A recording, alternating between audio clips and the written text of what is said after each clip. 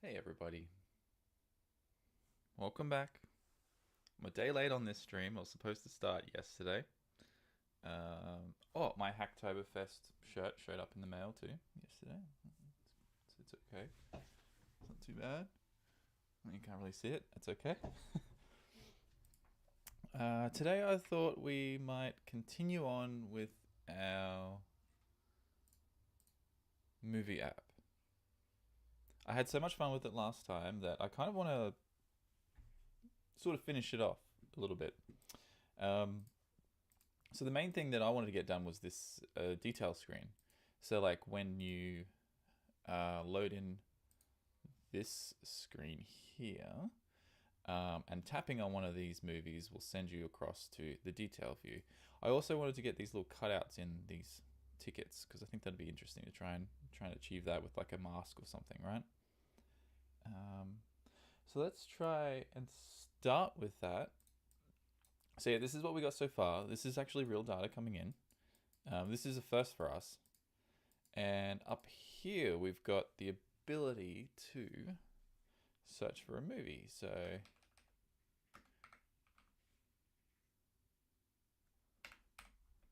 okay, we've got our movie search results up here. This is it. Let's just change this to dark mode so it looks a little bit better. Yeah. Excellent. Okay. Oh, there's one with a 10 rating. Very good. Okay, so let's get started on this. This main screen is a little bit sparse. We might try, if we have time, we'll go through and add a couple of more things. I'm thinking maybe we just wrap it in like a tab bar to start with, because that will kind of give it a little bit more, like fill it out a little bit more, even though we're not going to do anything with the tabs, right? So let's start off with that. I think that's a good place to start. What have we got here? We've got, this is the content view. So instead, this should be called something like maybe home screen. So we'll refactor that. We'll change it to, I don't know, let's call it the discover view. Yeah. So where you go to search for stuff, we find out what's trending. I like that. So we're going to discover view. If you go into our movie lookup app in here, so we've got let me zoom in just a little bit more. So we've got like movie lookup and we've got this window group. What we can do is we can throw our tab bar here, right? So we can say like our tab view, sorry. And put this in here along with, maybe we just do a couple of others. Tab item, and we'll set the label to, ooh. I'm going to set the label to, I think we set it to image, right? Isn't that correct? System name. It's been a little while since I've done tab views. Let me open up the symbols app.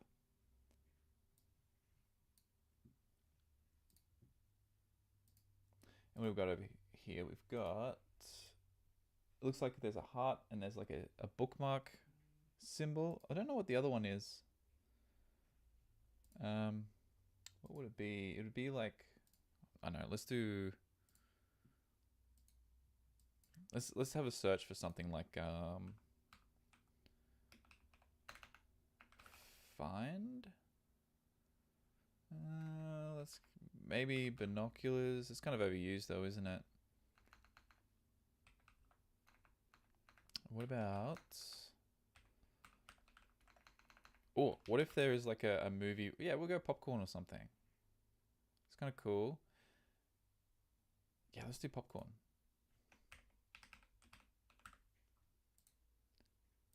Does this work? Content view not found in any targets. Oh, this is that annoying bug. You can't like rename content view because it messes up the app. Oh, come on. We can do it. Oh, this is so funny. Okay, maybe we have to go back and change the name of this.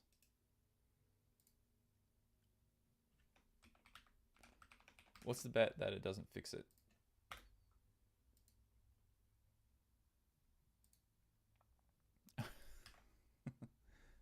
I've completely changed it. It doesn't. content view still not there. Okay. Oh, that's annoying. I can't remember how I'm supposed to fix this. If you rename your content view, it breaks all kinds of things. I think I need to redo the simulator. So there is an app that I've got. Let me have a look, see if I remember what the name of it was. Developer, no, Xcode. Cleaner for Xcode, I think it is.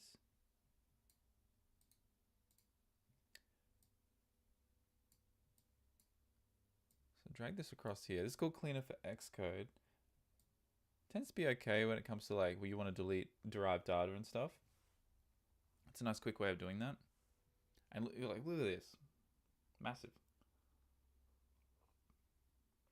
So if I go to like SwiftUI previews, I wonder if I'm to delete all these, see if that helps.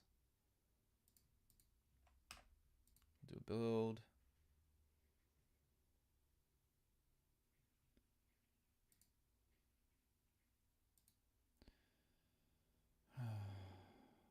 Okay. This is annoying. At least I guess we're just going to have to use a simulator. Unless anyone in chat knows how to fix this issue. But this started popping up as soon as, I think, Xcode 14. This is like a new issue. You change the name of content view and then suddenly everything breaks. So what I'll do is I'll just get the simulator ready. So just give me 1 second. It's going to be a little bit slower now because we have to deal with this and we can't use the previews. But rather than waste time trying to fix the previews, I just want to keep moving on.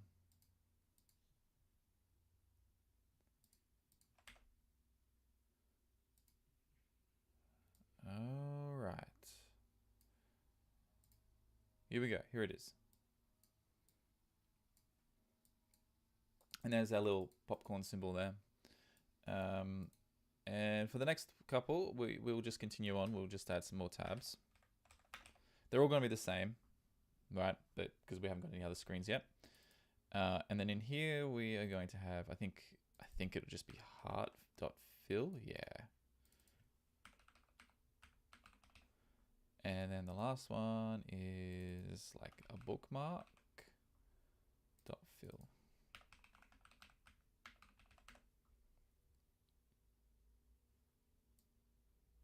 And you can sort of almost see, I'll change this to dark mode. Yeah, there we go, that's better. We can jump between these views now. They all look identical because they are the same one. So what we can do to fix that is we can just set this as a text and say favorites. And then this one will be tickets. So that's what that file one is supposed to be. It's supposed to be tickets. Here we go. Yeah, cool. Okay, so we've got like a neat little tab bar set up down the bottom, just like in the designs. Okay, now it looks like, interestingly, in the designs here, we've got the detail screen and there's a back button at the top, but the tab bar is covered. So we'll see how that goes when we use navigation link. But it might be that the tab bar is always going to be present. We'll have to wait and see.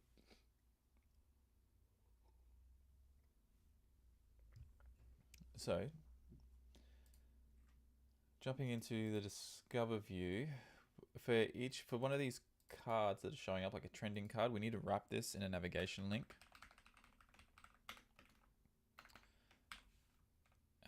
And we'll use this one. So we've got the destination and the label. We can probably get rid of these previews now, unless they decide to start suddenly working. So we'll grab the trending card, throw that into the label, and then we need a destination, right? And we haven't got a destination set up yet, so let's create one of those. We'll just call it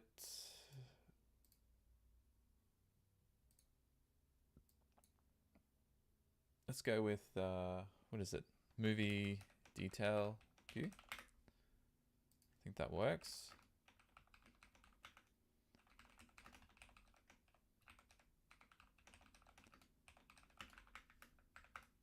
body.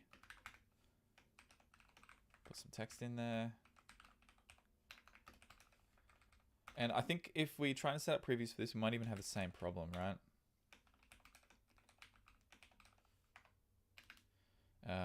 I stopped reporting bugs to Apple a long time ago, unless it was something like hugely important. This kind of stuff, I don't even bother with it anymore, just because I know that they tend to go ignored a lot of the times. All right, so we do a build. Let's do a. Yeah, the previews aren't working. They're broken. All right. All because I changed the name of a file. Great. So in here, we'll probably need the movie to be passed through by the looks of it. I think, yeah. So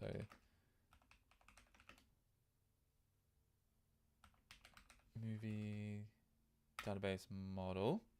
Excellent. And then down here, I think what would be really, really cool is if we had like some mock data we could set up, right? So we can use them in our previews. One of the things I like to do if I'm working quickly is to set up, where do we go? Where is it? Oh, we don't want the view model. We want a movie item. That's what we're after. Yeah. So in here, what we can do is we can create like a new initializer, or we can create a static function that will return basically itself, but with everything populated with mock data. So let's go with static var, and we'll call it mock, and it'll be movie. And in here, we just return movie, and we got to fill out all this content, right? So there are other ways to do this. Like if you wanted to have an array of these items, like you wanted to mock the discover view, have it filled with content, you would probably use like a JSON file and then read from that directly. It'd be easier than manually going through and creating each of these, like just filling out these fields, right? Because you can just copy and paste it from the actual response that you get when you make an API call. False, the ID, I don't know, it could be anything, I'm pretty sure. Poster path. So we can probably use poster path. We could just use the base URL for now. The title is, I'm just going to keep going with the same one we've got over on the designs. The vote average, ooh, let's go 5.5. And the backdrop path is another image. Okay, I think that's good. And if we come over here, all we have to do is .mock. Yeah? So now I'm just calling this, and it will give me a movie, and I can pass this through to my previews. You can name it whatever you want. You can call it a preview. You know, preview. But because we're using a movie app, there might be an actual preview type in here somewhere. So I don't know. We'll see. We'll just go with preview for now. Might have to change it at some point. Okay, so the next step is to. I really wish we had the previews working, because like going through this process was just to show you how it works. Obviously, I can't like demonstrate it at the final thing because the previews don't actually work now. But yeah, you can go through and you create your little mock variable or a function that can, if you need to do some more computed sort of things, or you're relying on other data sources and stuff when you're mocking. But yeah, this is sort of how I do it if I've just got the one object I want to sort out. Something else you could do on the discover view if you wanted to do a preview for this with like a whole bunch of movies to show. You can just copy the same movie. I'm sure it's fine. Like you just create an array of mocks with the same values in it. With this, you'll just get duplicated movies in the discover view, which is probably fine. Like it's only just to see how things look. So now we've got the movie sorted out. We've got movie detail view. Let's throw in. I guess what we could do is start with.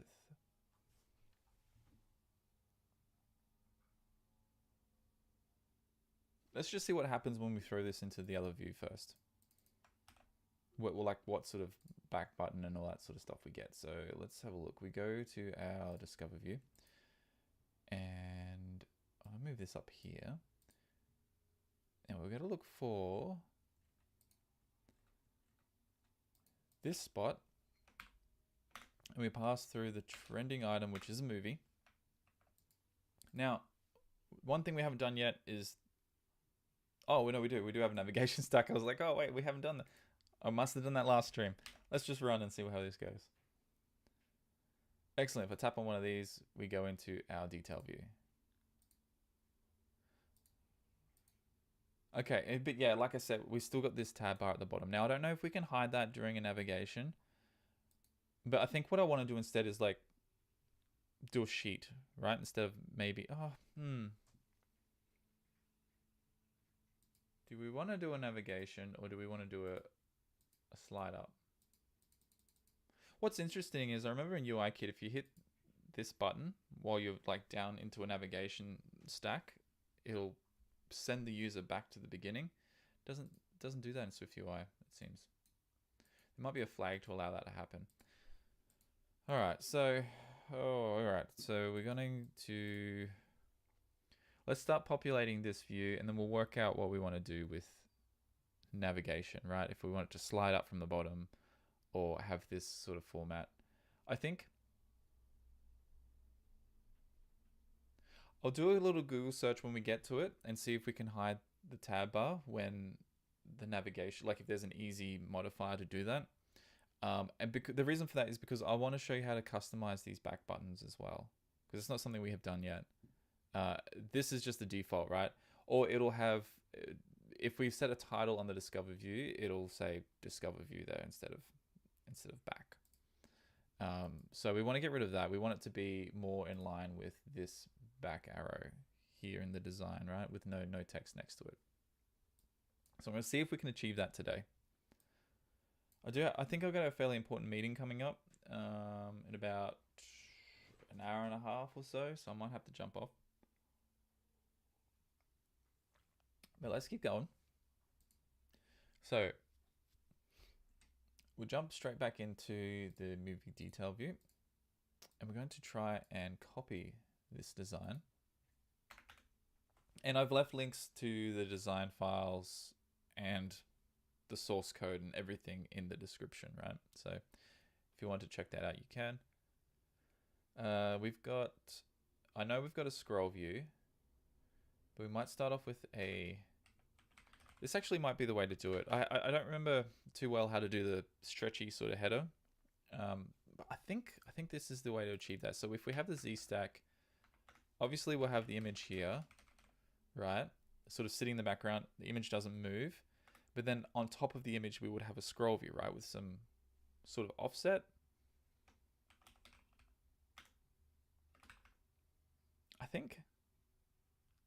So we can push the content down a little bit so we can see the image, and then this stuff sits over the top. So if I was to go, we go movie title,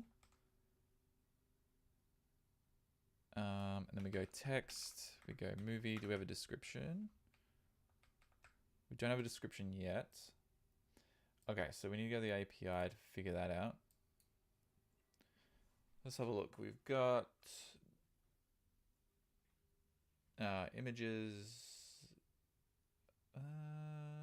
JSON. No, wait, maybe. No. Movies. Oh, I think the gardeners are here today. You might be able to hear. You know, the blowers and stuff going. Worst invention ever. Production companies, we've got the genre. We're looking for like a description, right? Title, video. Overview? Overview. Must be overview.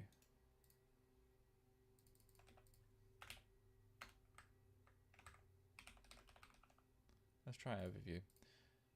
Let's go back. overview. Let's do a run and see how we go. Oh no, we got a fail. Oh, I don't know. So here's the kind of downside of doing it this way as well.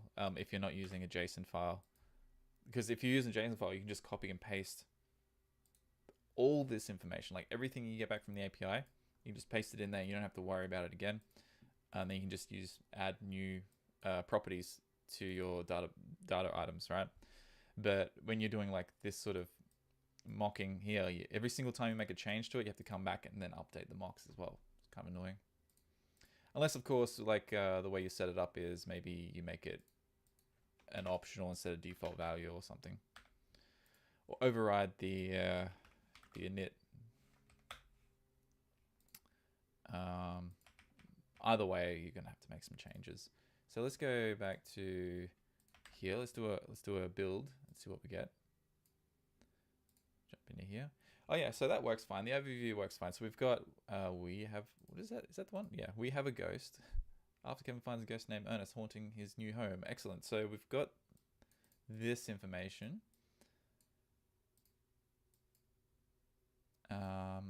And I think what we'll do today as well, we'll take a look at like implementing this see all button, because it'd be cool to like cut this off and then maybe push up another little like a tiny view that sort of shows the rest of the content. I'm thinking more like how it works on Apple TV, even though I don't think that's the best way to approach that. See more sort of stuff. Well, generally when I'm navigating around movies and stuff like that on Apple TV and I'm like, see more, it just feels a little bit janky how like it'll just pop up a view and doesn't go to another screen or anything or have any other interactions. You can't like copy and paste stuff. It feels a little bit weird. So if we go to here, we need to do like a little bit of an offset, right? So if I set a spacer,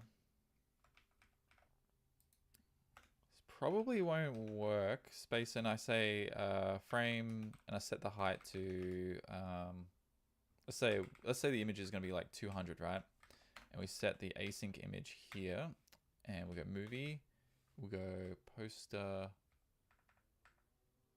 We probably want the actual poster. So if I go back to our movie, so let me just drag this across a little bit. And we've got poster path. I could probably use that. So there's the thumbnail for the poster.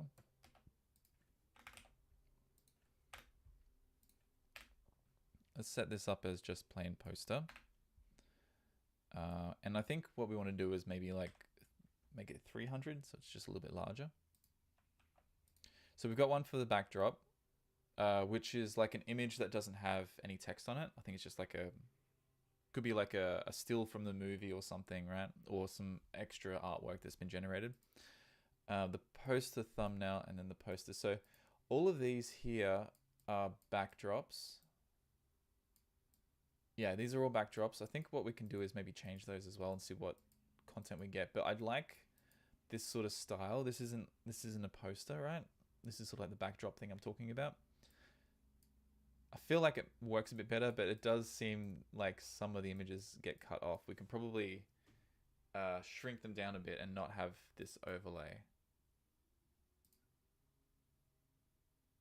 Although in the designs, they're getting cut off as well.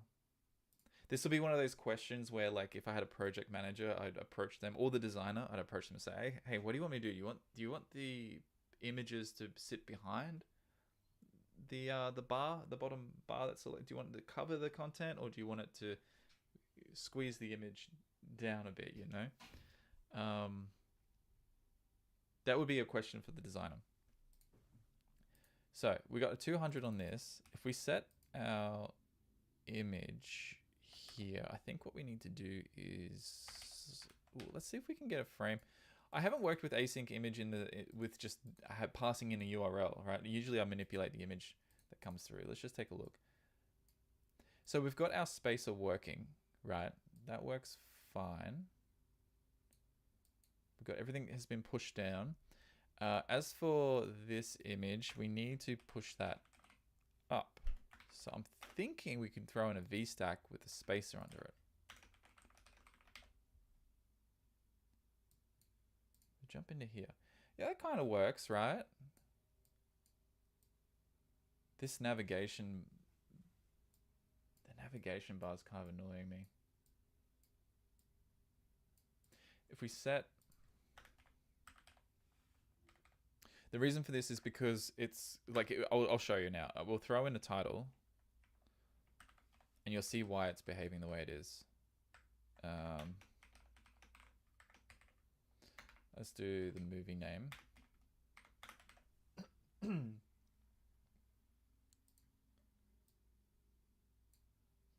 So we've got the larger text here set up, and that's why it kind of behaves a little strangely. Now it looks fine because you've actually got some sort of reference to, you're looking at something.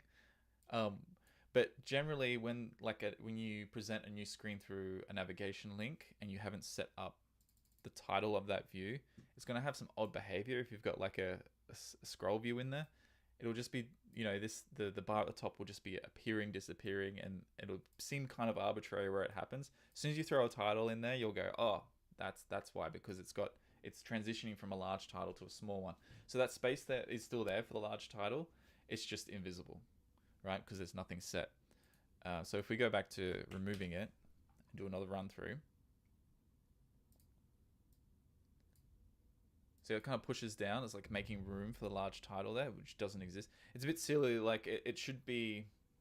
I feel like since it's an automatic, since the navigation display mode, right?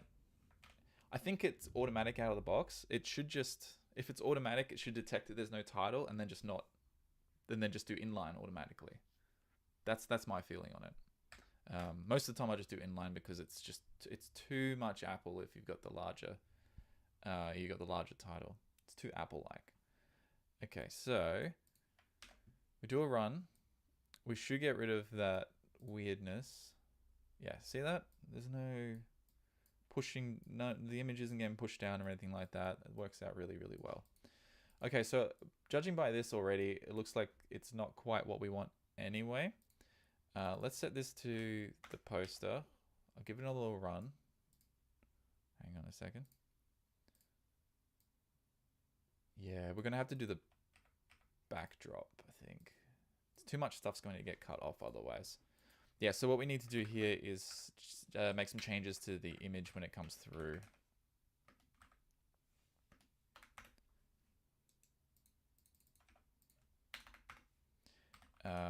We need to make it... Oh, I got it. We need the placeholder in there as well. It's a different... So there is a difference between these two, right? So in here, if you just do... Let me drop this way. If you just do async image, this isn't the image itself. It's like a wrapper. Yeah, it's like a wrapper around what a possible image. So it can be optional. If you add placeholder, you get the actual image back. So you can then go image dot resizable and all that stuff directly on this value, right? If you don't have the placeholder in there, you don't get this value directly. You have to like unwrap it. So having the placeholder is great because you can actually put any view in the placeholder. So you can put like a, what is it? Progress. You put a progress view in here. You can put just some text in there. If you've got like a profile picture of a person and it's not loading, you could put their, or as a placeholder, you could put like their initials. That's a thing that a lot of apps tend to do. And then we want to go fill. I think we want to fill the space, and then we'll grab, we'll set the height to 200, whatever this spacer value is. Even better is if we put the value up here, right?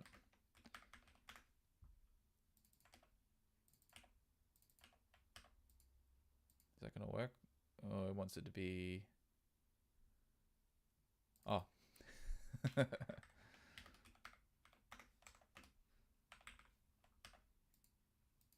Yeah, excellent. All right, this should work. I'll put in a placeholder. I'll put the progress view in here. See what we get. Yeah, that's better. That's a bit better. It still doesn't fill the screen, so we need to change that. We'll go with I think we can put it on this V stack.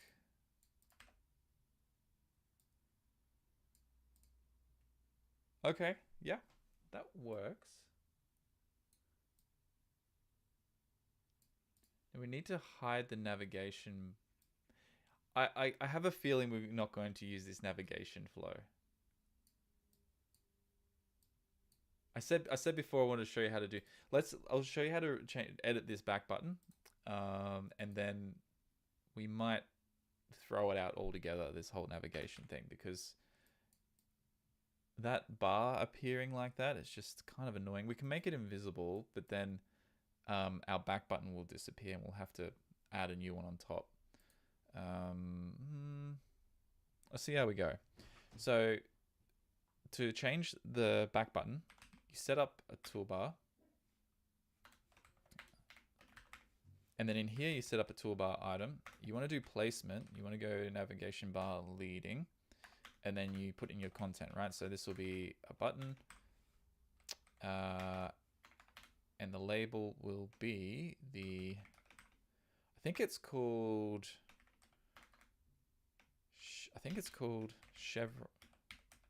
chevron left.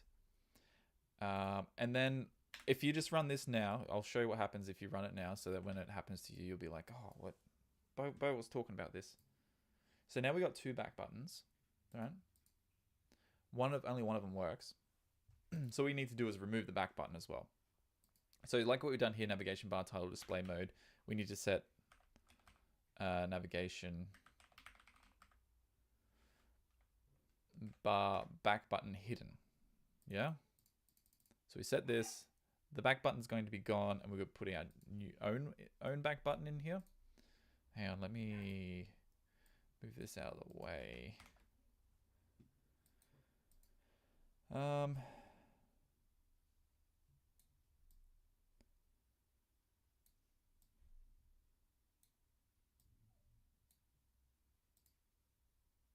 Having problems here. Give me one sec.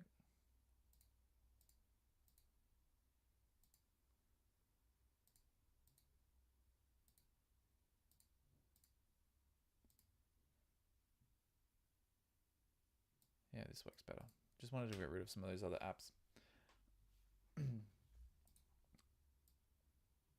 Okay, so now we've got our back button all on its own, like the little arrow, like in the design here. But if you tap back on it, nothing happens. So what you need to do is come up here, environment, dismiss, and then you add that as your button action. Like this.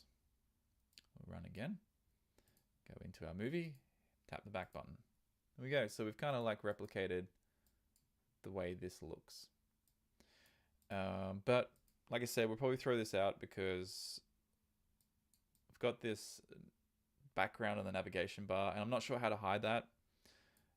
If you can hide it at all without hiding the back button that you've just set in the toolbar. So we're going to remove this. Oh no, we won't. We'll keep it because we still got to add. I'm still going to have to add this anyway. This button. What am I doing? Let's get rid of all that. Yeah, we're not going to do a navigation thing. We're going to have it slide up from the top. So what I'm going to do here is in this section, we've got our Z stack. I want to put an overlay. And we go top leading. If we put our button in an overlay on the entire view and we go top leading, we should still get a back button. So we've got a little back button there. You can sort of barely see it underneath this other one. So that's the one we want to use. So what we're going to do here is we're going to go back to our Discover view. I'm going to get rid of this whole navigation stuff. Hope that worked. Nope. All right, what have we got? Oh, it'll be this here.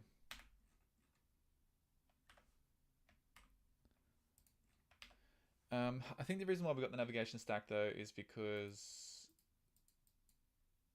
we had that search bar. That's right, because we've made it searchable. Okay.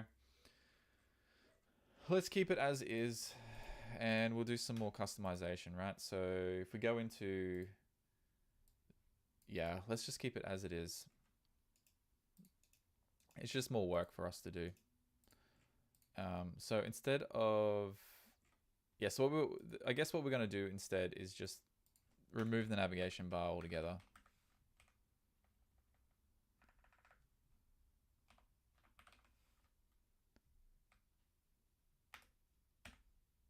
How do we do that?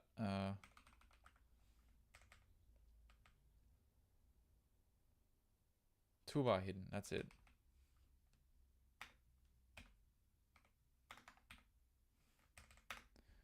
Toolbar hidden for navigation bar. New API. Okay. So now that's hidden. Go into our view. Hit back. This all works fine. So this kind of looks a bit like what we've got here. We need to make some adjustments, of course, to this back button, add some padding. So I think I'll just do that real quick.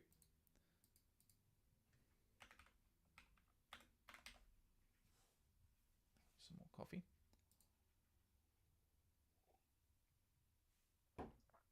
Let's just put some leading on that.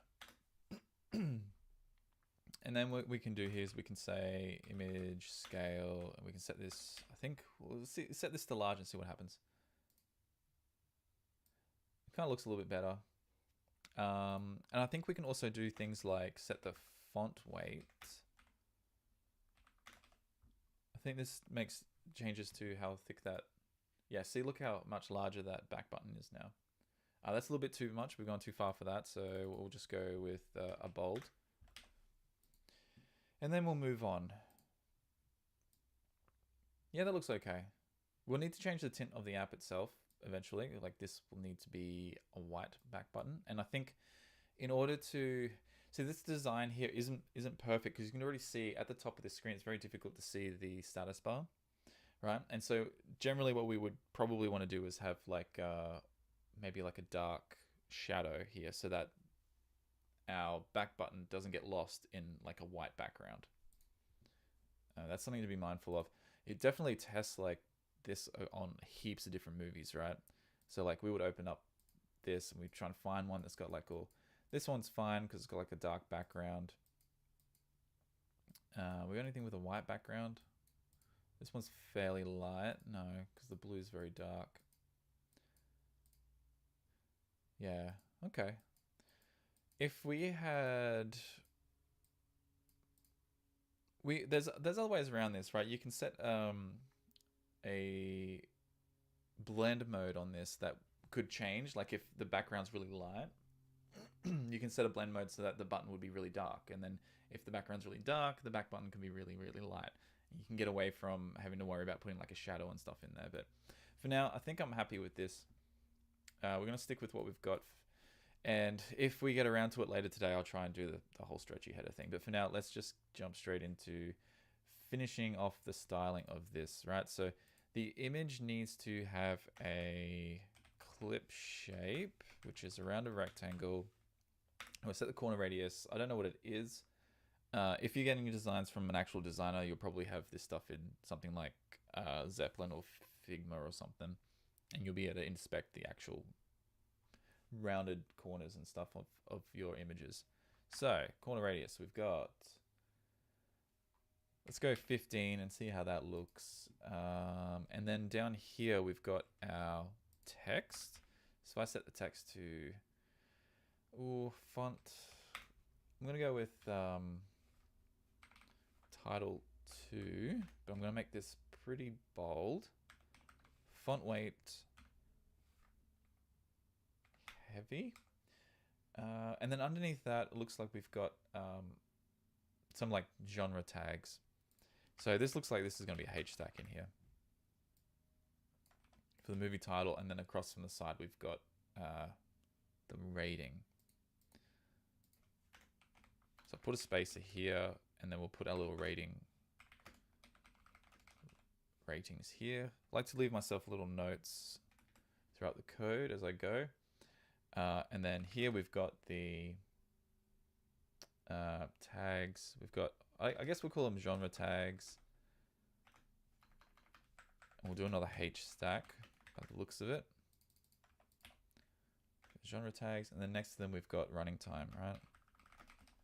So we need to go back to our model and add these values to it. And then here we've got a new section. And this is another H stack too, because we've got this big spacer, and then there's a see all button, right? So here we'll put in about film,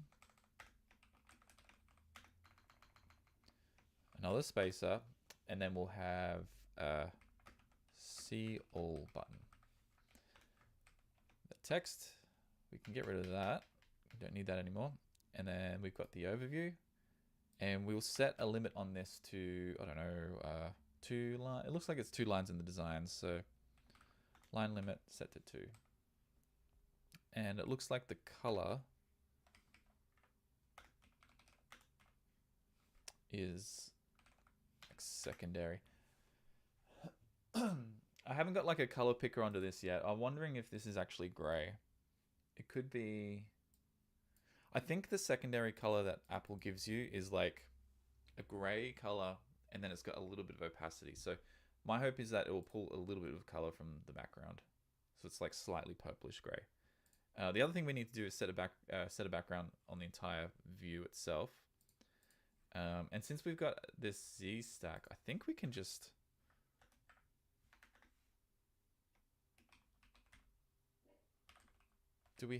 we might have to go back to the Discover view and find out where the color is, the background. That's that one. We'll just copy that across. All right, let's build that. See how it looks. Yeah, this is coming together okay. Looks like 200 is probably a bit too short. The text looks all right. I might need to bump that up to a larger size for the title. So let's just use a regular title. And we do need spacing between all these things. So we might just throw all this into a VStack and then set the spacing on that. It looks like all the spacing's about the same. Yeah, so if I remove this and set a spacer here, we do get some automatic spacing. Let's just try it first and see if the automatic spacing is enough. No. Oh, sorry about that. We'll set it to, I don't know, 20 and see what we get. Yeah, it's a bit too much. I'm gonna go with 12 for now. And what we can do now that we've got the VStack inside the scroll view is we can add padding to this. Right, you don't want to add padding to the scroll view itself, because what will happen is if you have like scroll bars, they'll be pushed in slightly from the view. So you want to always do the padding on the content inside the scroll view. It also means that if you do padding on the scroll view itself, you're going to get content cut off as it scrolls. So this is okay.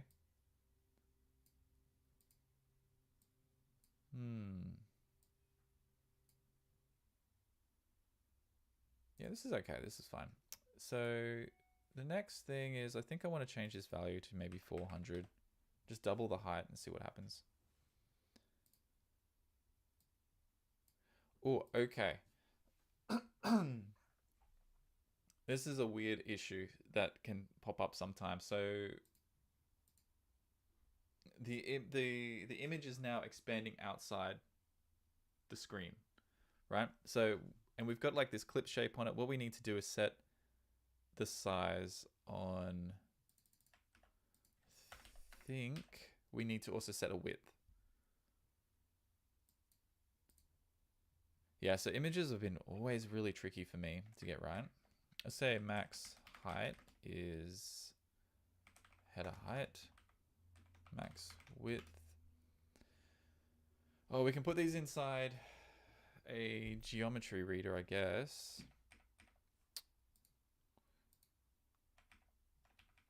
There are other things we can do too, which is like, I think we can do like a fixed size.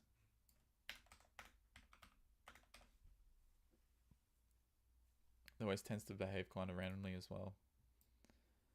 Yeah, that's not quite what we're after.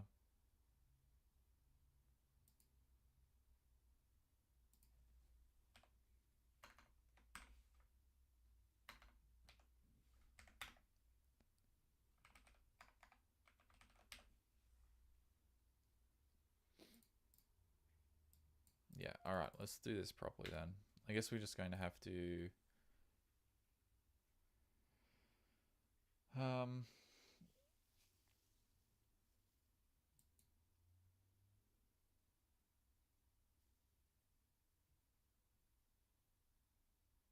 what's the best way to do this? Yeah.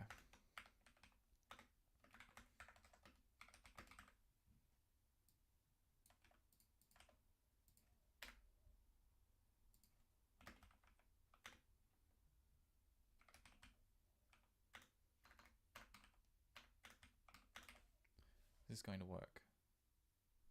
What have I got wrong here? Argument. Oh, wrong way around.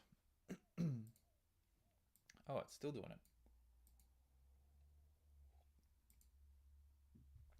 Okay, how can we fix this? I've got some problems here. Looks like the text in there, that's fine. This is actually probably how it's supposed to go, right? Let's flip this around the other way. I think if we add the clip shape on the could be wrong. No, it seems to work. Okay, yeah, no, this is correct. This is the way we want it to go. So I've added a geometry reader, and I've grabbed the width of, you know, like the entire screen, and we are setting that to the max width of the image. The order of modifiers absolutely matters.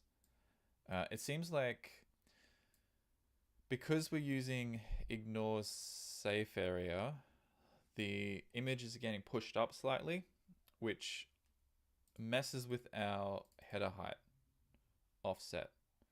So you see here we've got our header height set to 400. I wish I could.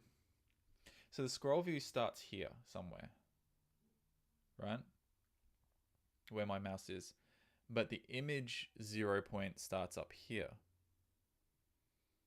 because of the ignore safe area. So the safe area is pushing the scroll view down, but the safe area is, because the image is ignoring the safe area, it's pushed up further. And that's why we've got this gap here. This gap is about the size of the safe area, right? So what we want to do is kind of like have this text up here, right?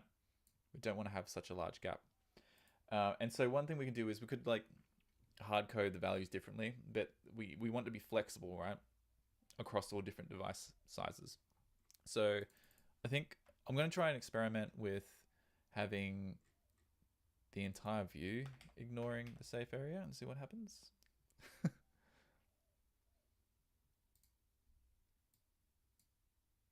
That seems to be fine. We'll just go with that. And now that we've got this geometry reader up here, we can actually make some changes to the size. We could do a little stretchy header, and I think we can do that with like preference keys and things like that too. So, but let's see how we go with time. It is getting on a little bit. So it's kind of looking correct to me. I think the gap above here could be a little bit smaller. Other than that, about film needs some work. So we'll set the font on that to be, I think, let's try headline, and let's set the font weight. I think headline font weight is semi-bold, sorry. I think we wanted to go bold in this case. maybe a little bit larger, hey. Title 3.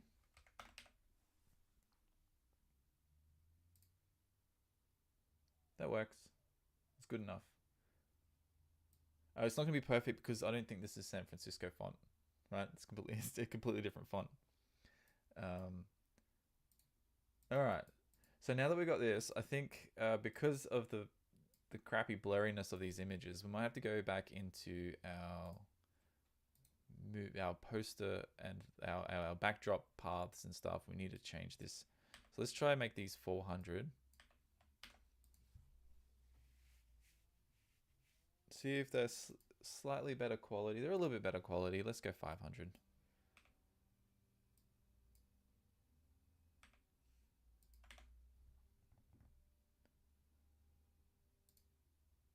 Yeah, they are better. Yeah, let's go with that. Okay.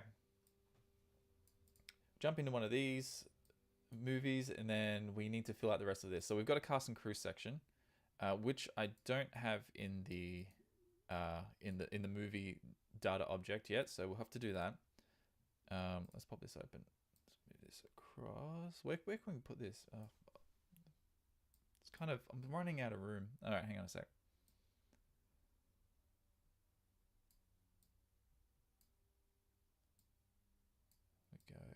Keep going. Stick it in the middle somewhere here.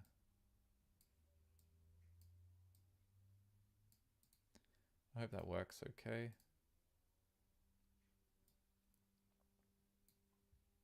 Good enough for now. All right.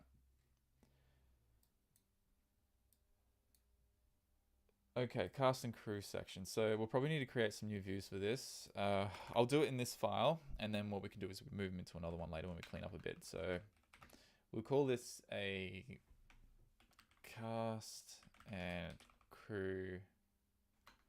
I don't like the and in there. Cast crew. Let's call it a tile, right?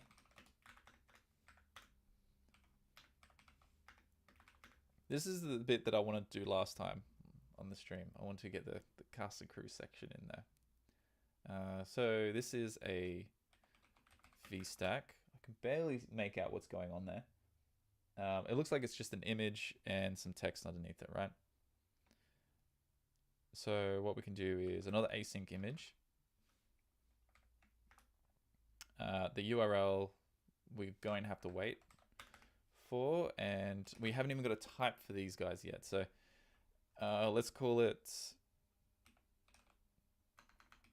cast crew.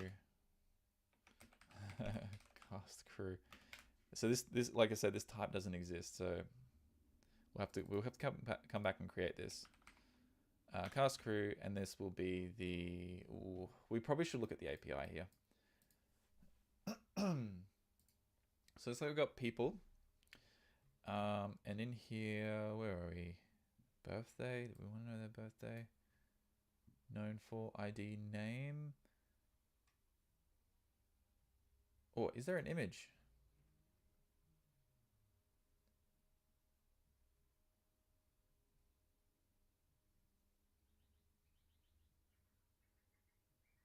I don't know if there's an image for them. I don't know if we can get an image. Can we? Am I blind?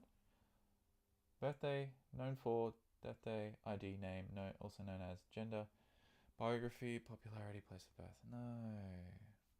Oh. Do we not get images? Hold up. People, get images.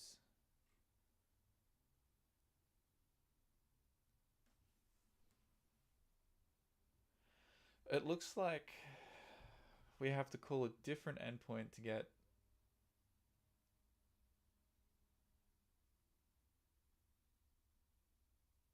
Oh, hold up. The ID. What's the example? Let's see the example. So we've got, I don't know what that ID is. It must be an ID for, the person ID. So you pass this through to get the, okay. So, far pass. So we have to do 2 calls for this. I do the call to get the cast and crew for a movie, and then we have to do a call to get images, like the image URLs, and then we have to do a call to get the image. Okay, this is slightly annoying.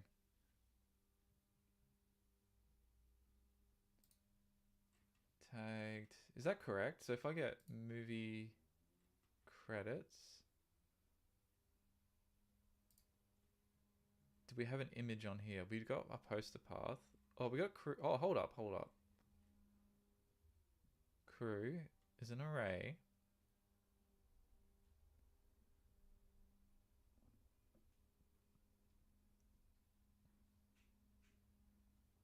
Poster path. What is the poster path on a crew? Is that for the movie or is that for the...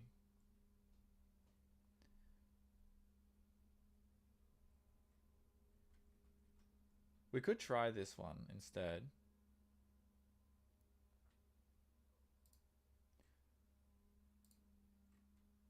Get details of a person, yeah.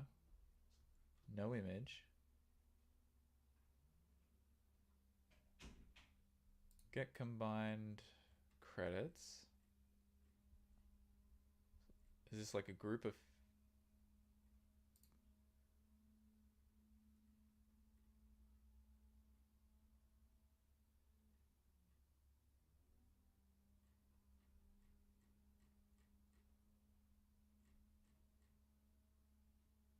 character? No poster path for that. No poster path.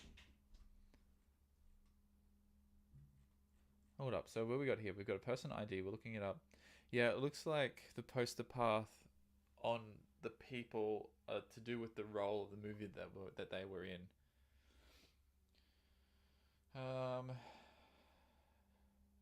So it's the movie image that you get back. It's or the TV image. It's not the image of the person. Damn it.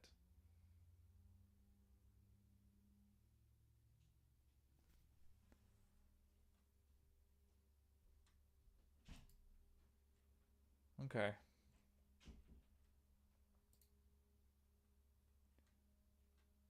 Get details. Let's see what else we got. Get...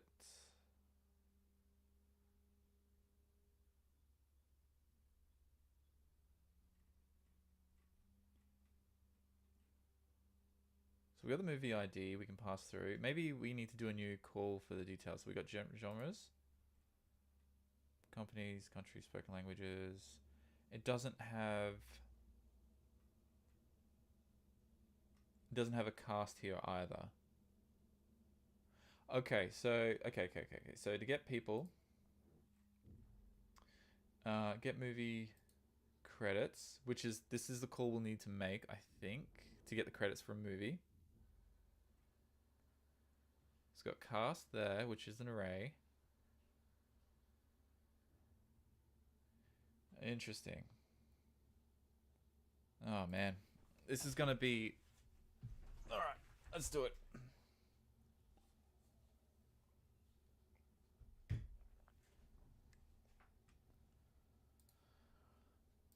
I hope the chat isn't broken. No one's been saying anything. I think it's because I'm streaming on a different day than usual, and there's like barely anyone on. Oh look, there is chat. Damn, sorry everybody for ignoring chat. That just wasn't showing. Oh, the audio is like, oh great. How long has that been going on for? Good evening, good morning to you. Thank you for the stream. You're welcome. Thank you for the comments you left on my other videos. I haven't got back to you yet, but I guess I can thank you now on the stream. Hello, if you had to start in 2023, do you still choose iOS dev or go to web? Hang on, let me check. I would, if I had to start, I'd definitely do iOS. There's just less competition in iOS, right? I mean, there's heaps of people getting into it, but if you're like more dedicated and stuff, it's easy to stand out from other people and get work. And there's plenty of jobs. When it comes to web development, there is a lot of web developers out there to compete with, and I feel like the barrier to entry is a little bit lower because all you need to do web development is a computer, right? Like any computer. Whereas like if you're doing iOS development, you have to have a Mac, you have to have like a device to do development on, and so that slightly higher barrier to entry, and plus also like Apple charges you $100 per year or $150 per year to be part of the development program anyway. So I still think it's worth it to get into apps or get into AI, because I think that's going to be the next thing, right? Is the audio? I hope the audio is better. I've just turned it up. So the next, where were we? I got lost there for a second. Yeah, so I'm gonna have to go through and grab the movie credits. Yes. So we're gonna have to go back through. All right. So cast and crew item. We're not going to be able to. Oh, right. Because cast and crew, there's going to be two items here. We're going to have a cast and crew item, and then we're going to have like an image one because we have to do an extra call to get their photos and stuff. Okay, so let's just get rid of this for now so that I've got something compiling. Let's go back to the, where is it? The model here. We've got database view model. Make this a little bit larger so I can see what's going on. I was a little just peeking out there. All right, here we go. So we got a search working. We've got the load trending. We need to do another one, which is find the movie credits, and we need to for movie. We need to pass through the. Interesting enough, it's got this person ID. We don't want the person's movie credits, right? We want. Oh, because we're on people at the moment. So let's just go back up to where is it? Movies, and we need to get. We got details. We need to get the. Can we get images for the people? Backdrops, posters, no. Get credits. This is the one we want. And we have to pass through a movie ID, which is an int.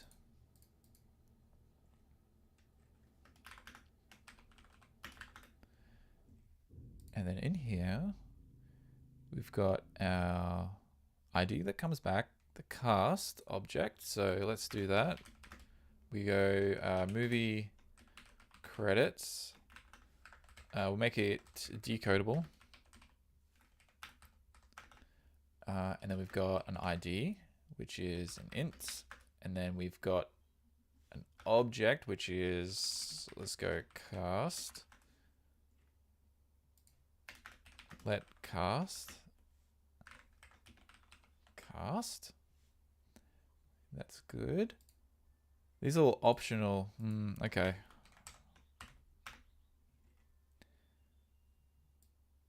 We've got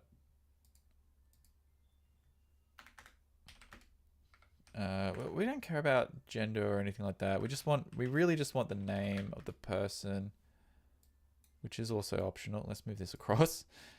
Look, I'm just going to assume that all the values are there. If we get something not working, we can come through and change them.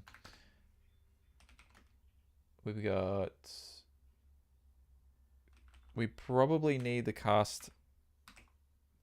I don't know if the ID is related to the movie itself. The credit ID, interesting. Character is probably important for us to have. An order, no, we don't worry about the order. The crew, we can do crew a little bit later if we get to it. I think this is enough for now. We definitely need, oh, there's the ID for them. Let's use that one because I think that's the one we can use to look up images later, right? And we got to make this conform to decodable so we can get rid of this error. Cool. Okay. Here we go. So go let URL. And we need to pass through. Oh, what do we got? If we go example here, we've got language is optional. API key, yeah. Movie ID, yeah. So we need the movie ID in there. And it looks like we can use this path. Is that correct? 3. And then we put in.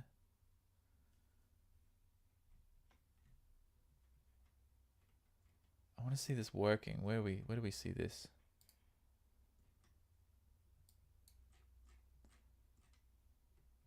Try it out.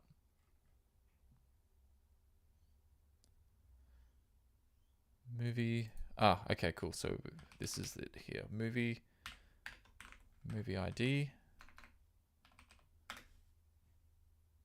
Let's change this to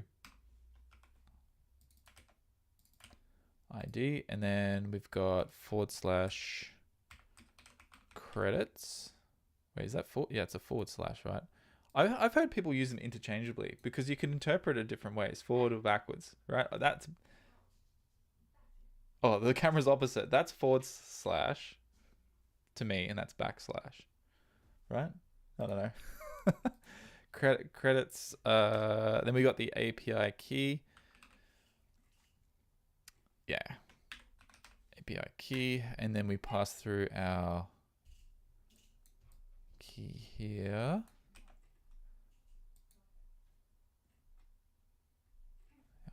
Yeah, that's it. Okay. And then we need to do the movie ID as well, which is what we've done. Sorry. So API key and language, we'll do English. It says this is optional, but we'll add it anyway. And of course, I'm just going to force unwrap that. I'm just going to assume that it's fine and it works.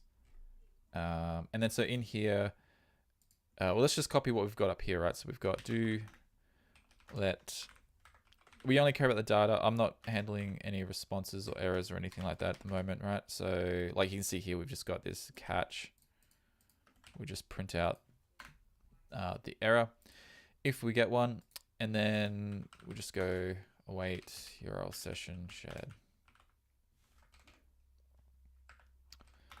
from URL. And I think we can go credits, JSON, decoder, decode, and we've got movie credits from data, and then we need to set this up here, right? So we need to go, I don't know. This is a bit of a weird one, right? It almost feels like this movie database view model should be on a different, like these should be split. Yeah, so we've got, this should be renamed to, let's do that. Let's clean this up. So what I'll do is I'll rename this to the trending view model. Movie trending view model. And I'll create a new one. Is that right? Yeah. And this will be the movie details view model.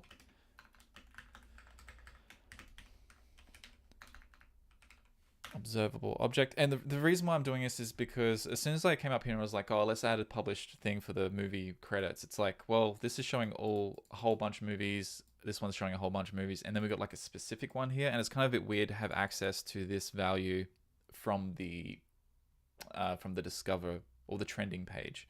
That should be Discover.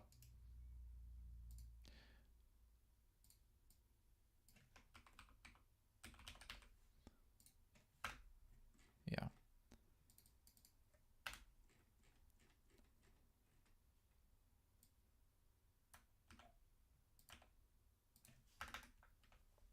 It looks like, oh, this will work fine too. Movie Discover View Model API key. We'll keep it as that. We should probably move this into a separate file now that we're using multiple view models.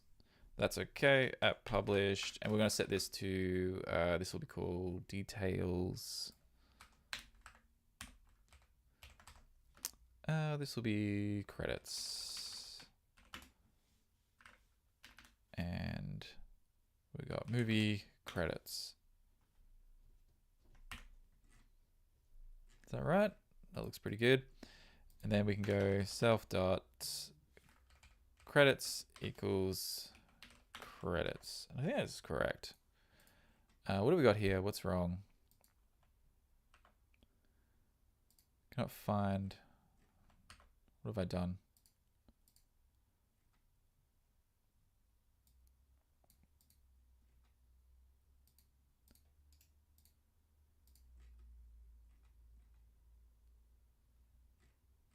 I feel like, is this red herring? Can I find? Oh, it didn't change it here. Interesting.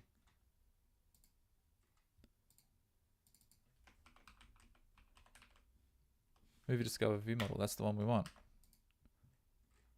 Okay, interesting. That was weird. It did a refactor and didn't change it. Yeah, so everything seems to be working fine still. Okay, so if we go to our movie detail view and we add our object, and it's called the, what is it? Credits. What is it? Movie details. View model. We'll just call it model. Oh my gosh.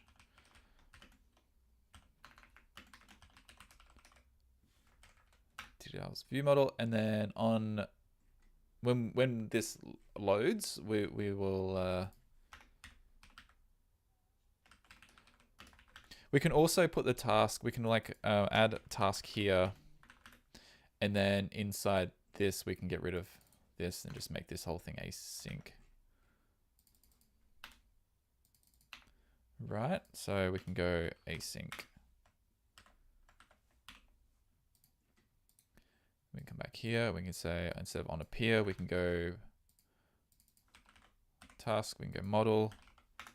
We can say movie credits for, and then I think up here we've got access to our movie. So yeah, so we just go movie ID, and I think this is it. Expresses async but not marked with await. Yeah, we can fix that. We put that in there, and this should work fine. Let's see if we get an error.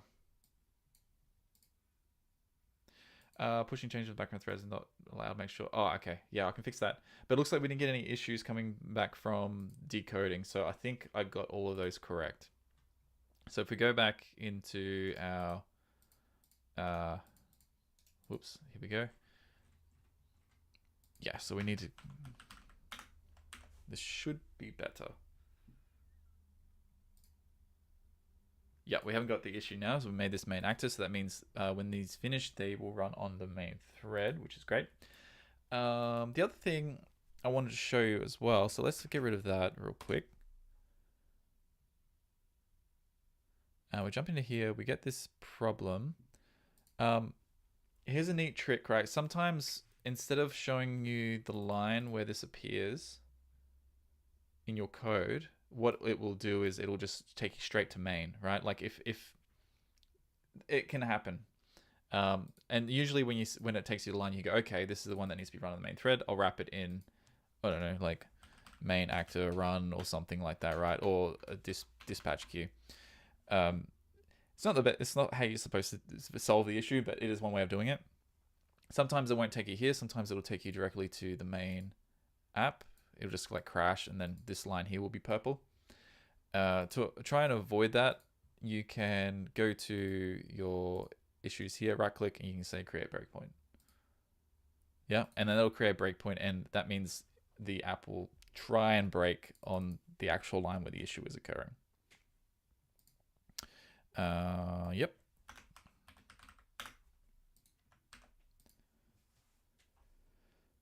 Okay, yeah. All right, so we got all that working. Nothing's showing up yet. We haven't got anything to show. So the next step in this process is we need to get the credits. And since we're doing this call already, and we've got like, we're getting ourselves, so in here, in credits, we've got ourselves a list of, like, we've got our cast. What we're gonna do for each of those, every single one of those people in the cast is make another call, and try and populate, like try and get the images for them, right? And then matching them up. Oh, I don't know what we're going to do here.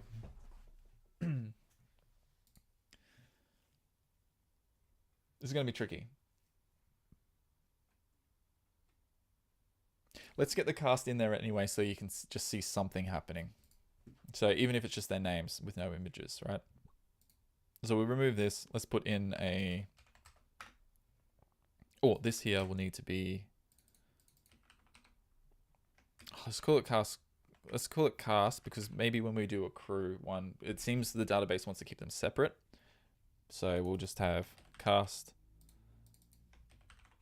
And we'll go cast view. And then in here, we'll have a text and we'll just put their name for now. Why isn't that working? What have we got wrong? Did I call it something else I shouldn't have? Oh, this would be on a different type. Movie credits cast. Yeah, that's it. Cool. Maybe we should split that out. But this is fine. Movie credits, cast, and then we've got the name. Up here, we need to add, we've got the movie overview. We need a, let's go back to the design real quick. And in here, we've got like this sort of horizontal scroll. Yeah, I think that's what that is. Let's borrow this. Call this cast and crew.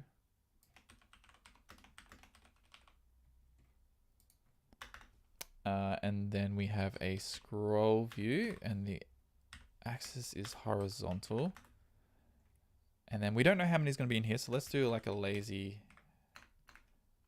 H stack. And then we just need to put our cast view in there. And when we pass through, we better do for each. And then in here, we've got our model credits, which is an optional. So we're going to have to do something about this. Cast. I think I'm going to go with just having it empty.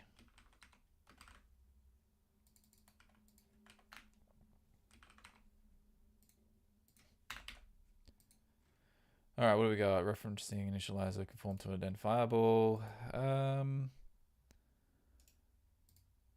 We should be able to just conform this to identifiable because we have an ID here. So if I do that, it should just work. Yeah, it just works. Excellent. All right, let's do a run. Excuse me. Hey, look at that. So we've got some names down here now. Scrolling past.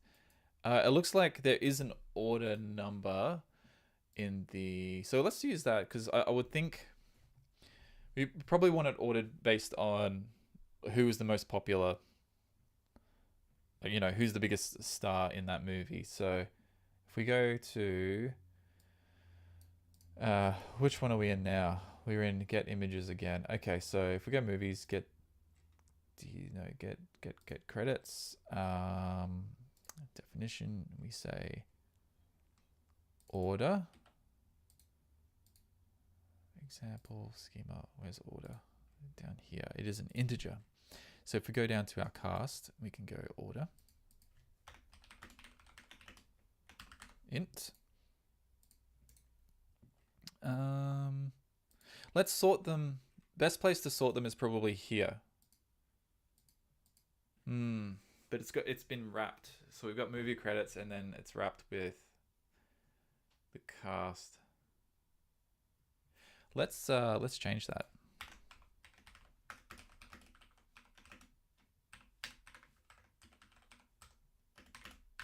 There we go. And then what we'll do is we'll just set the credits as usual, and then we go self.cast equals credits.cast dot sorted by, I think we can do this. Order, will that work?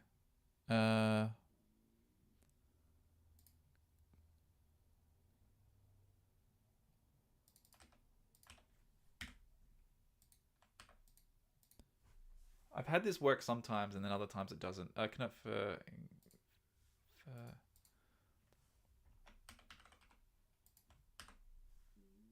Cannot convert key path into a multi-argument function type. Okay.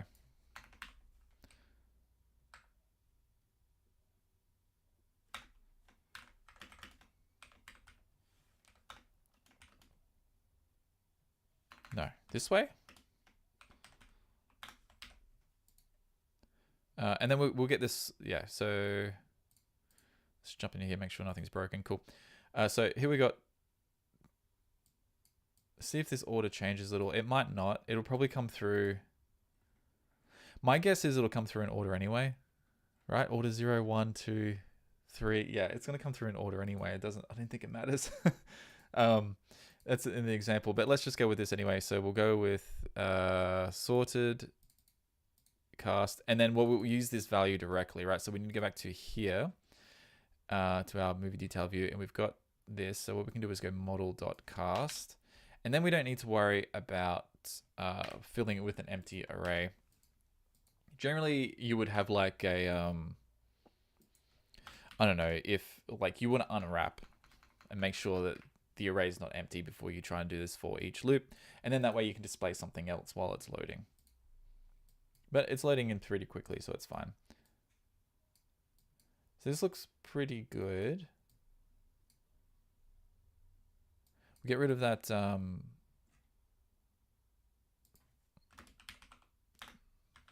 the indicators.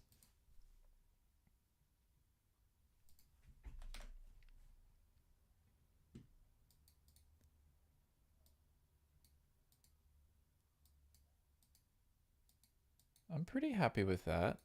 All right, let's see if we can get some images in here. They don't make that easy, that's for sure. I feel like I'm a little bit washed out.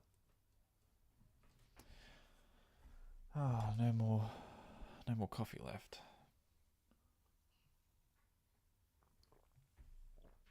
All right.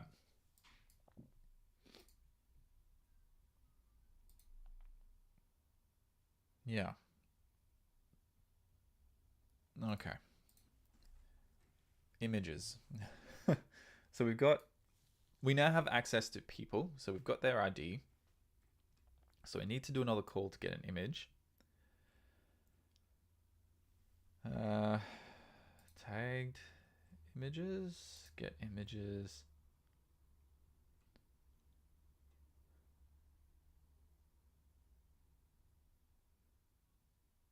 I wonder which one we're supposed to use here. It looks like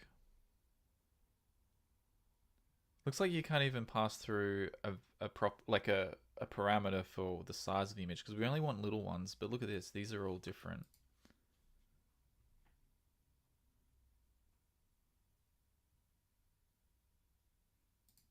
If we say get latest, is there anything on here we can use?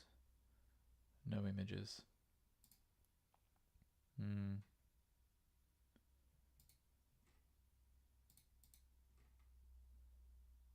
Poster again. These are the movies that they're in.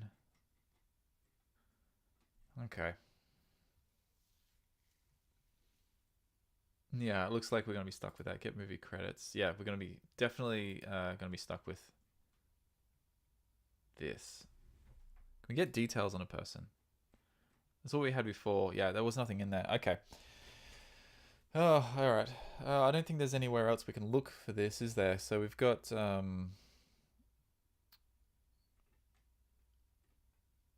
a list. Maybe we can do a. I might have to refresh. I'm going to refresh chat again to see if there's any new ones I've got in here that I've been ignoring again. No. Excellent. Okay. We're going to have to do it the difficult way.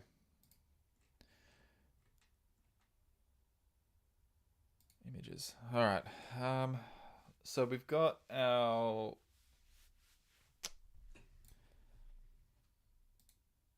get rid of that model. We've got our. Oh no, that's the one we need because we haven't split it out yet. So let's do that now. Let's grab all this movie details view model. New file.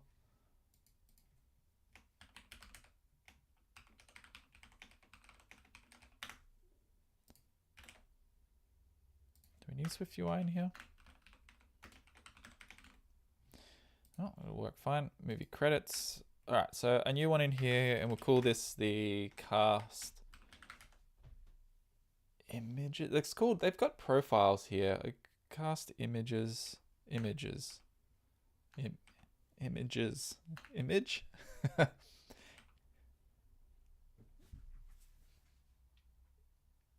Let's call it images because it's going to have an array on it, right? So let's go with decodable. And what I'll do is I'll create another struct on here, and this will be cast. I don't want to do profile because that's like the other information, right? Maybe in a future stream, what we'll do is like you tap on one of these, it'll pop open another screen for the details for the cast member, and it will show like all the other movies and stuff they've been in. That's for later. So we'll call this cast image without the plural. This is annoying. I don't know. What would you call it? We go profiles,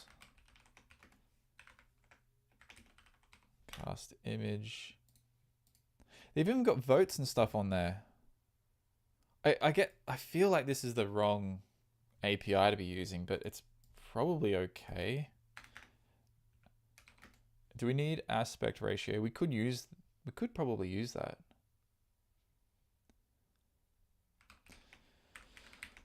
String for the file path. Do we need the sizes? Do we need anything else on there? I don't think we need anything else just to get the, all we want to do is get this photo, right? That's all we care about right now. So in here, we've got this list. I think what I'll do is use the results from this. So when this comes back, so like in the detail view, right? If I drop this away, is that going to load?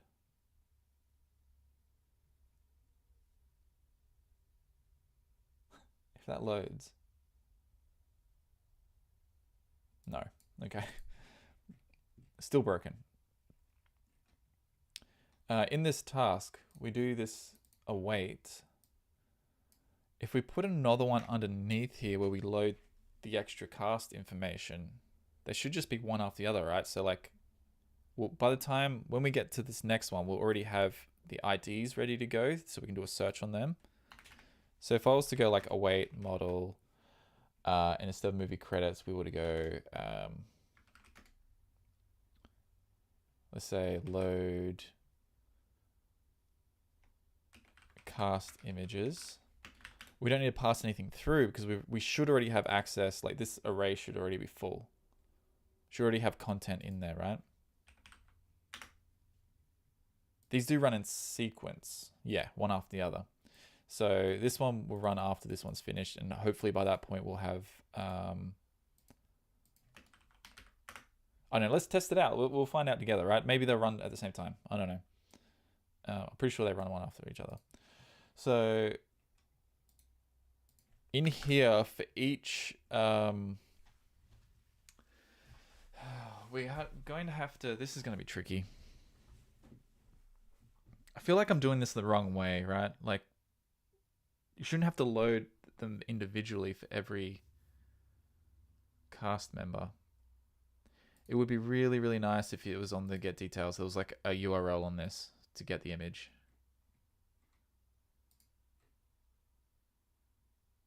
So we've got profile path. Oh, hold up.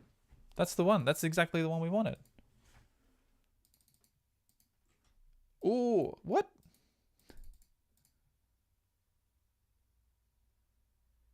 I'm pretty sure this is the, yeah, this will be it.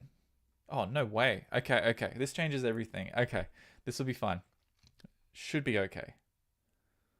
Can we pass through multiple? We got person ID.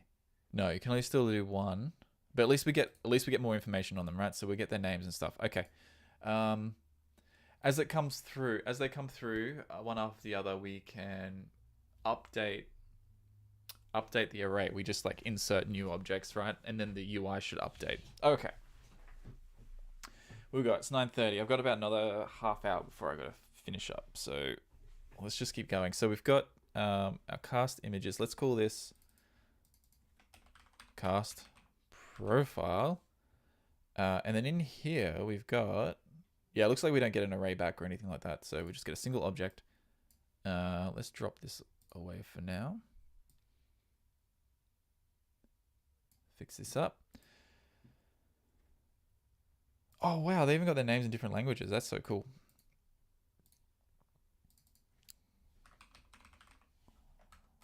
Yeah, why not do birthday? This will be a string.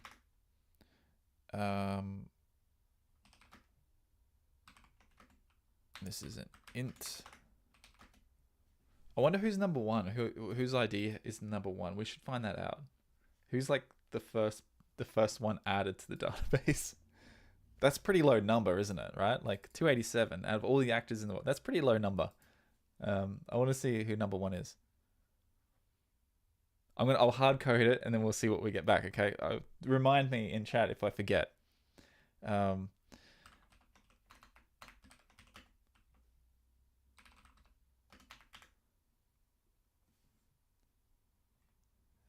Biography, we can add that later. Well, the main one we want is this profile path.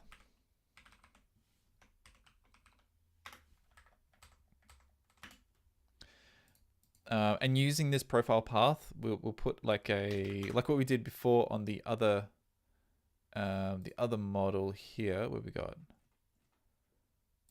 Where is it? Movie.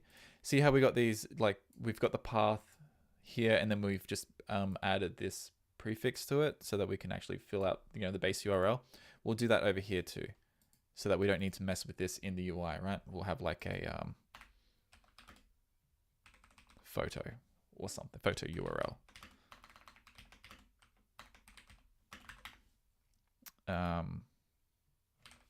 I guess we can do that now, right? So to get the images, it's probably the same image URL as what we had before. So we've got a movie. We can probably copy this exact. Thing.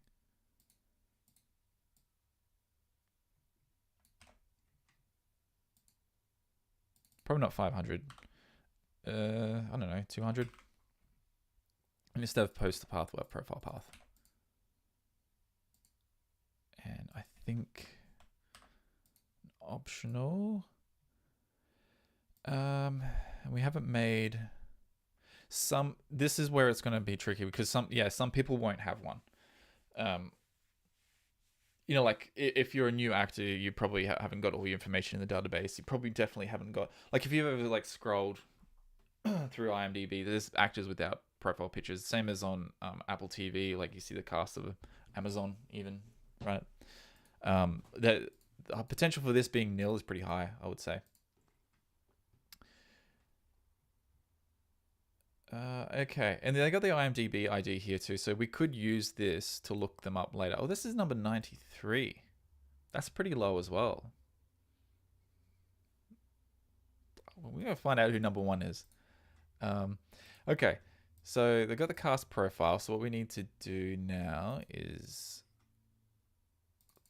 if I say, I have to do this one at a time, right? So I'll have to go.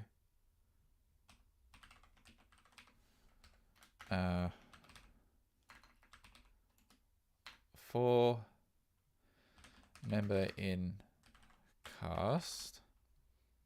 Let's just see how this goes, okay? Running these in the for loop, and there's like 100 people. That's a lot of network calls. Let's just see how we go. I'll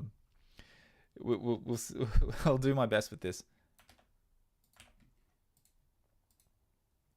Here is where we need to look for the try it out. So here's the URL. We've got, instead of movie, it is person. And we've got the person ID, which is member ID. We've got no credits.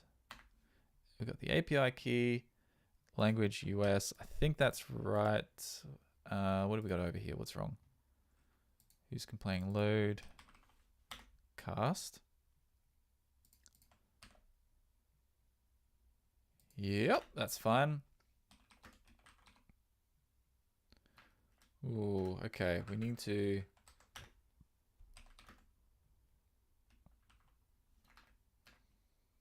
cast. Let's call this profiles.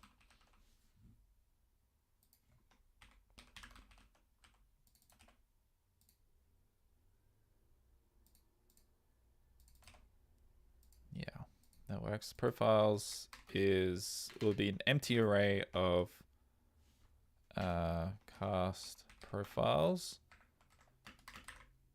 And then as these come through, we'll decode and then add them to that. And then we will, we won't do a return. That's silly. We'll do a what do we got? Cast.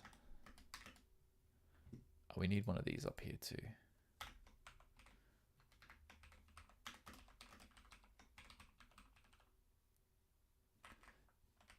And I don't think we need this anymore. The order's going to be off, isn't it?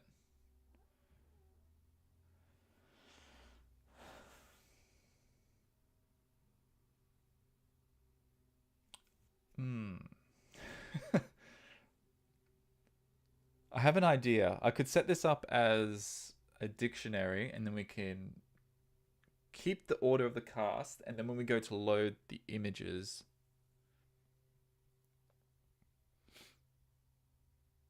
it's just that this will need to be populated after.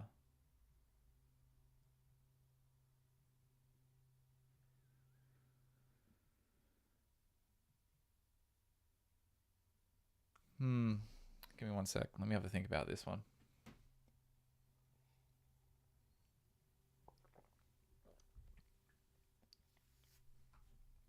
Sorry. It's very quiet in my room. I know I'm making sounds, mouth sounds. Some people like it though. So the cast profiles is an array. Cast profile, be empty. I think for the sake of time, I'll use this array and not this one. But that does mean we're going to lose the ordering, right? Ideally, I think what we would have is like their cast ID here, and then the cast profile, and then what we do is we loop over this in the UI. We put their names in, and because this thing here is what has the order on it, right? This is the ordered one that comes back. This has been sorted based on, you know, like who the biggest star is to the least biggest star in the movie. And then we want to use that ordering on these profiles here. What we could do, I could make it work actually. I think I've got an idea for this. When they come back, we can sort, before we return it, we can sort it based on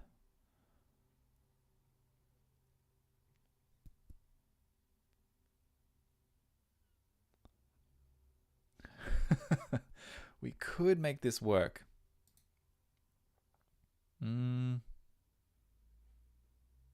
If we had the, let's say we have an int up here, right? This will be their order.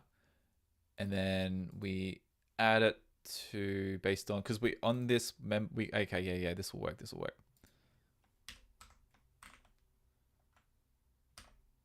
that going to be fine? Okay, I'll show you. It's much easier for me to show you than to explain it to you. So we go try await. This might not even work anyway, the way I got this set up in a loop, right? Or it'll slow things down. So we got from URL,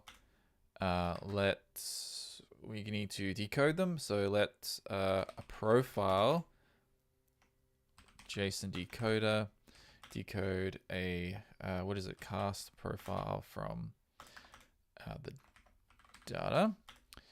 This needs to be try. Let me just make this a little bit wider so you can see what's going on. That's a bit better. And we have to do this in a do. I think what I'll do is put this, like wrap this whole thing.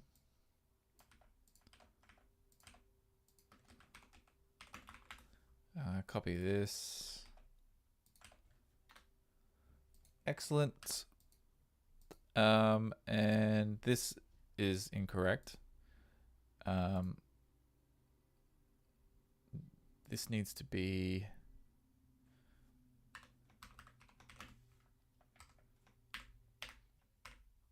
we could populate these as they come in, right? So if I get rid of this,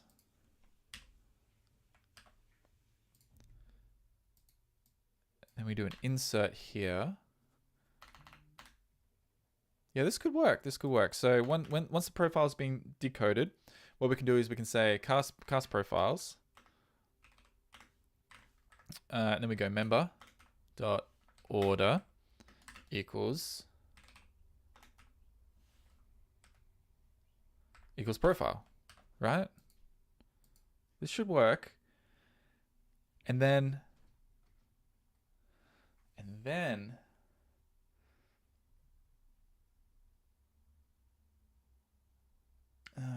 hang on a second.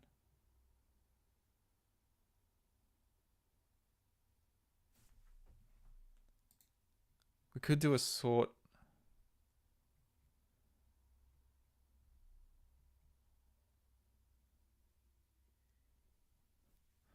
Just thinking.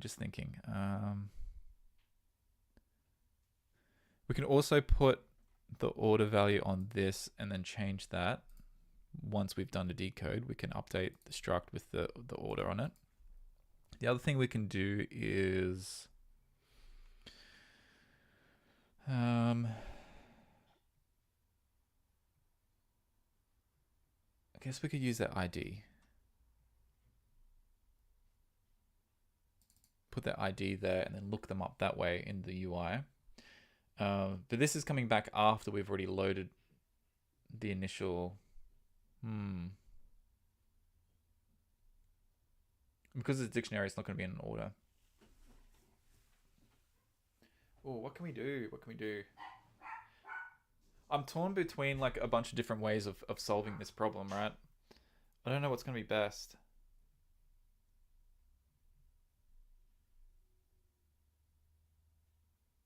Let's just get something there, and then we can, because I'm running out of time. So what I'll do is we'll just set this up. Let's cast profile.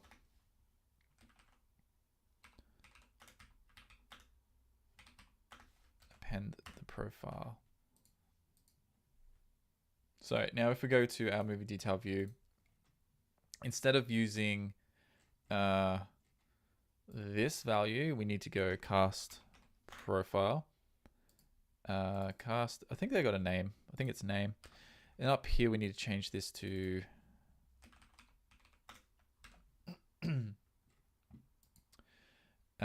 oh yeah. And we need to go down here and make it identifiable.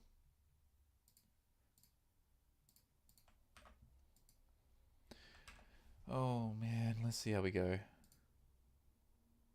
See how they just pop in like that? That's kind of okay. Data couldn't be read because it is missing. Okay, so one of our values has come through as nil. So that could be the birthday. I feel like everyone was going to have a name in the database, right? Yeah, that seems to work out just fine. Oh, they're still loading in. Oh my goodness.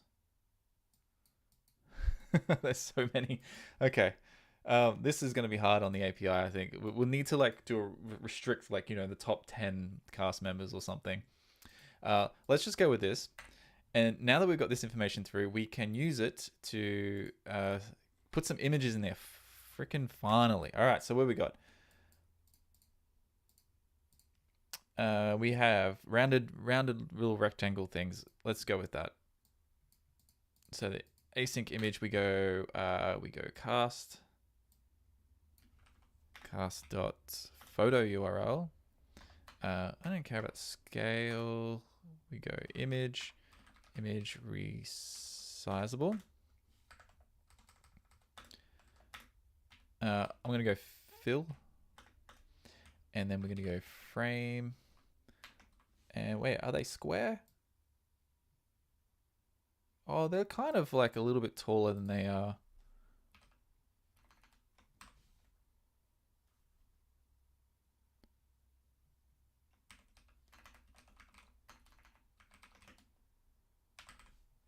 What have I got wrong here? What's complaining? Oh, that was it. Width, let's go 150. Whoops, flip them around.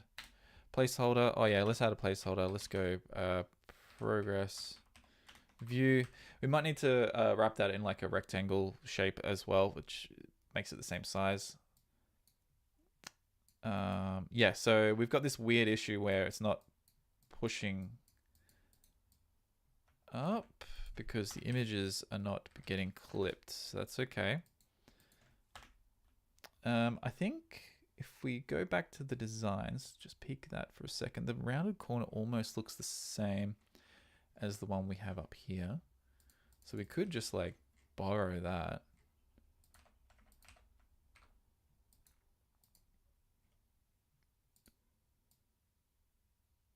It's looking okay. I feel like maybe 160 by 130 will look a little bit better.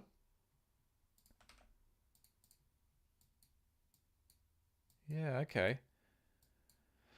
Oh, as I load in, we do have a few problems here, right? So what we need to do is set a height on this progress view, I think. I think this is the way to do it. But hey, it worked like first time, which is pretty good. It's pretty good for me anyway. Yeah, so if we scroll, they all stay the same size. That's kind of cool. They are a bit smaller than what I've put, so I'm going to drop these down even further. Let's go 120. 120 by 80. Just get that sizing right. Okay, cool. And I think we want to cut off. We might have to cut off these names.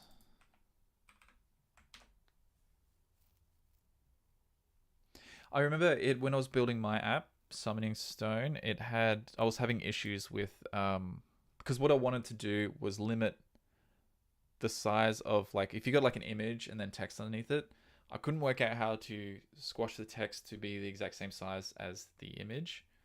You can do it if you like hard code the frame and all that, right? Like we can do something like this, right? So we can say width 100, and then that way it's matched to the same size of the image.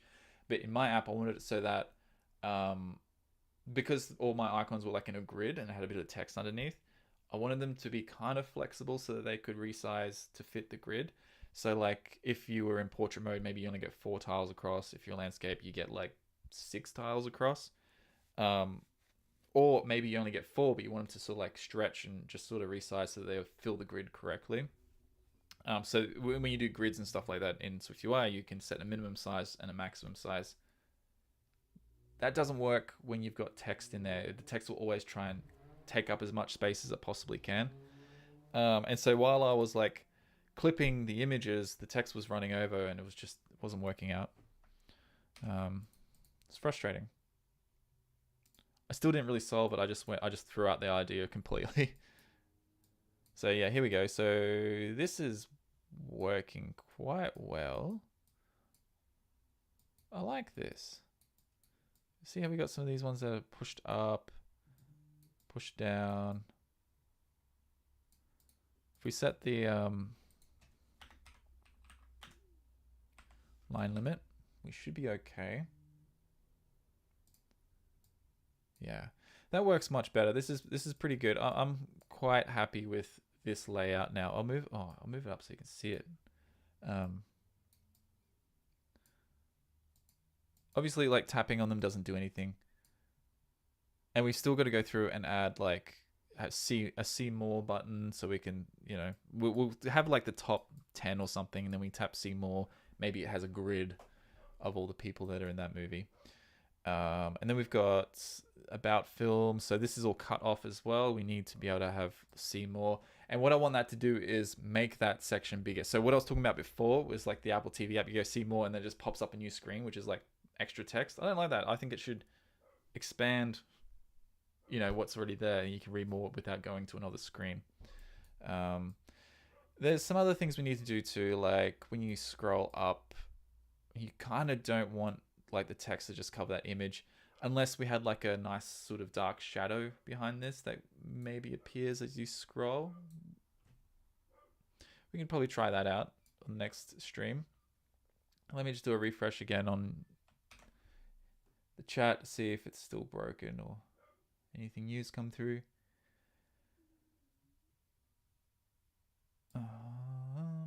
I've been having some internet issues today. Yeah, no, looks all good. Cool. Okay. Oh, should I leave it there? Let's clean up the code a bit before we leave, and I commit movie detail view. Yeah, so we've got the cast view. That neighbor's dog. I want to see profile. No. Oh yes, profile number 1. Okay, yeah. Of course. Thanks for reminding me. Okay, 1 second. Let me just throw this in here. I can't remember what it was now. Cast view. That's it. New file. Cast view.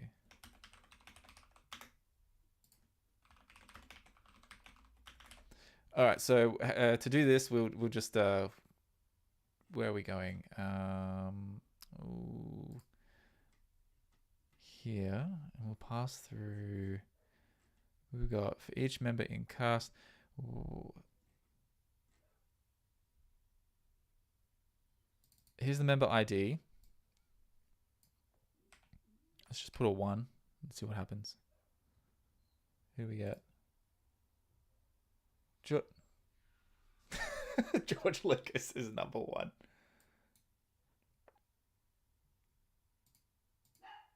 Is that right? All right, hang on a second. Let's see, because for each of these we should be getting more, right? Hang on, give me one. Hang on. Let's pass through. Let's do a few.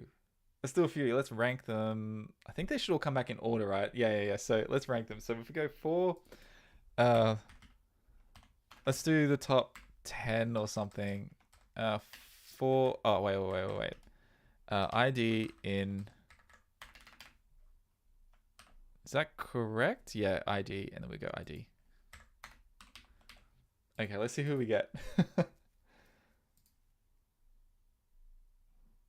Oh no, come on. Oh, 0 won't work. No one is 0. Okay, let's try again.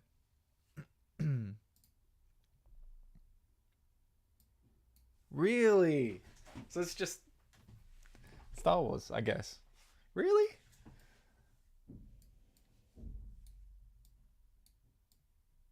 Wow. That's so interesting. Okay. Well, there you go. There's the answer to that one. Wow, interesting. Poor old Brad Pitt's like number 200 and something. Okay, cool. All right, well, thanks for joining me today. I'm going to do a little bit of a cleanup here. I'll sort of revert all this, and I'll push this code, and then it'll be available, I don't know, within 5 minutes or so, if you want to take a look at it. But yeah, excellent. Thanks for coming along to this one.